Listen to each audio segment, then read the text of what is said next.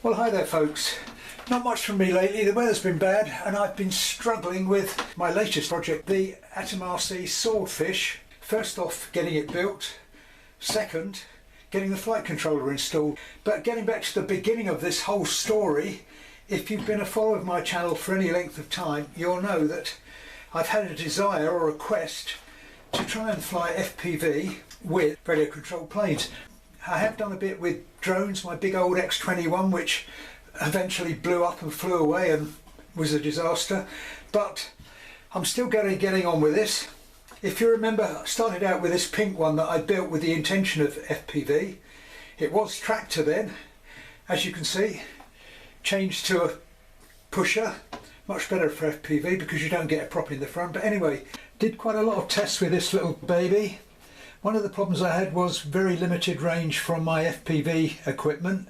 Managed to sort that, but the other problem you get with, as I discovered, the other problem you get with this very small plane is because you've got very little battery carrying capacity, and there's quite a fair old current draw from flight controller, video transmitter, plus obviously the motor. The other problem, of course, is very limited flight time. So decided my Bixler was a good vehicle for it. Did quite a few tests with that, getting good range, flight controller working properly, and the time came really to bite the bullet and try a proper little FPV test. It didn't go quite as well as I expected, and really shows why you need a spotter if you're going to fly FPV, especially for early days testing. Here's the video.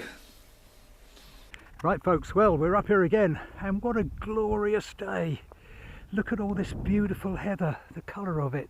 But anyway, best part of it is not much wind, and there's not another soul here because the time has come for my first attempt at a bit of FPV with the old Bixler. I've got my new goggles, I've got another little monitor so that I can see how many satellites I've got before I even fire up the goggles.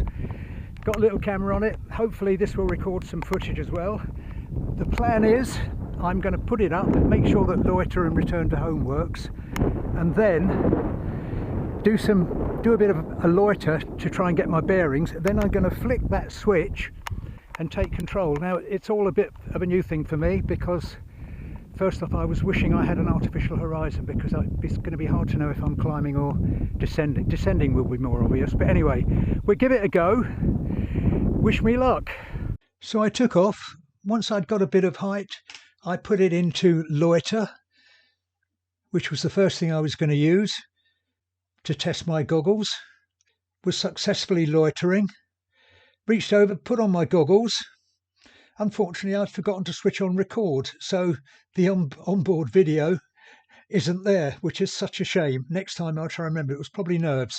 So anyway, tested loiter. Tested return to home. Flight controller was behaving as it should. So after doing a few circuits, I reached down, goggles on. Very strange experience hearing the plane flying around you and not actually being able to see it apart from the goggles view. Anyway, going round, did a few circuits, was pretty sure I was identifying the layout on the runways, the cross of the runways. And so, trembling a little bit, I actually reached down onto my transmitter and flicked it out of loiter and put it into manual. Yep, I'm flying okay. Did a couple of circuits again, thinking this is fine. And then I was thinking, you're getting a bit low. Next thing I knew was screen was just nothing, apart from, fortunately, still my on-screen display. Basically, I'd crashed. So you take off the goggles and you think, looking around that 360-degree panorama of the airfield, I'm somewhere within 400 or 500 yards of where I'm stood in the middle. How on earth am I ever going to search and find it? And then I realised, of course, one of the antennas on the goggles is actually a directional antenna, a patch antenna. So swinging it round, I could detect that it was either north of my standing position or pretty much south of my standing position. But the other thing I could see on the screen, apart from other information, was the latitude and longitude. I made a note of it and did make a very quick attempt to actually get it in on Google Earth on my phone, Android phone, but I couldn't get that to work. And as the light was good, I figured I'd probably be better off just getting on with it and trying to search. I decided south. I saw the signal was getting stronger. That's the on-screen display signal was getting stronger. Plus I still had a signal on the transmitter telling me that the aircraft was in range, because it was telling me what the signal strength was. Walked through a gap in the trees, and fortunately there it was, the tail of my plane sticking up in the scrub. So to cut a long story short, I was very, very lucky. Well, here she is. Fortunately, just the undercarriage off. GPS came off, but I've managed to find it this time. Otherwise that would have been the third one I've lost. Just goes to show a couple of rubber bands, if they pile in, aren't enough. You could hear the model finder, but undercarriage popped out, so that's not as bad as I thought, and didn't even break the prop. So rather a big lesson there. Yeah, there's my undercarriage. I did actually video of it as I recovered it, but then my phone stopped recording, because the other problem I had was, as I was looking for it, and you can see it's down behind a line of trees, I was worrying about batteries running out. Anyway, it's back in one piece, as you can see here. The wonder of foam and hot glue. The wing had come off a bit, a couple of other bits of damage, but all working fine. I have tested it since. Flight controller's working fine, loiter and return to home. So hopefully I'll have more success next time. I did actually, during the course of that minor panic, try and put in latitude and longitude and find it.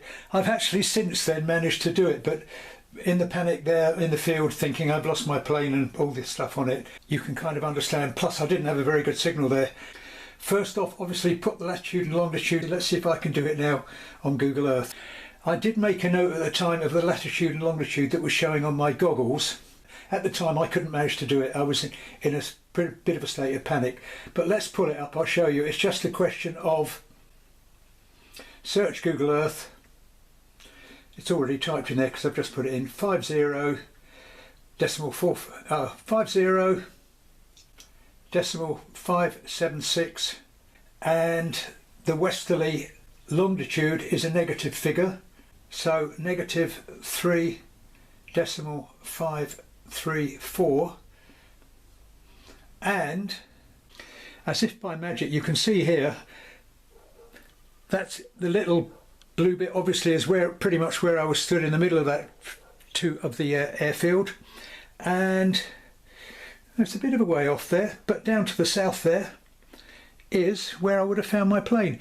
It's not all cut back like this now. It looks like it on Google Earth. It's actually quite overgrown, full of scrub, so I was pretty lucky to find it. But let's face it, it could have been anywhere within that circumference, which would have been way out beyond that line of trees to the north, beyond the line of trees. Anyway, so I was dead lucky there. And this is what it looks like on my laptop, which might give you a better idea of the location and the terrain. And I'd say it's probably well worth teaching yourself how to search a lat long in Google Earth or on your Android phone, because you never know, you might need it one day. The other thing I've done is improve my on-screen display so that I've got a bigger font for a start. The more important information is bang in the middle of the screen, such as direction of home, distance from home, altitude, and you can also put Vario on, and latitude and longitude is on it. Obviously if I'd actually been recording, I could have pulled the card, read it on an OTG cable reader and looked at the latitude and longitude of the last known position on that, which would have been useful. But you live and learn, so that's another useful thing anyway. All part of the big learning curve of FPV flying. So anyway, that's my story, another tale of woe. I do have some successes. As I say, this is now up and ready again. I've actually flown it again, not FPV, but just to check that loiter and return to home will actually work. Pretty essential. No other problems with it really. So at some stage, once we get some better weather I'll get out there and try it again with a spotter. But that's all for now. I'll stop waffling. If you enjoyed this, please give it a like, and please check out some of the other vids on my channel. One day you will see that I've actually had some successful FPV flights, but loads of build stuff, loads of build tips, lots of little gliders, all kinds of stuff on my channel that might keep you busy through the long, wet and windy winter. But that's all for now. Thanks for watching. I've said that once. Bye for now. Catch you all later.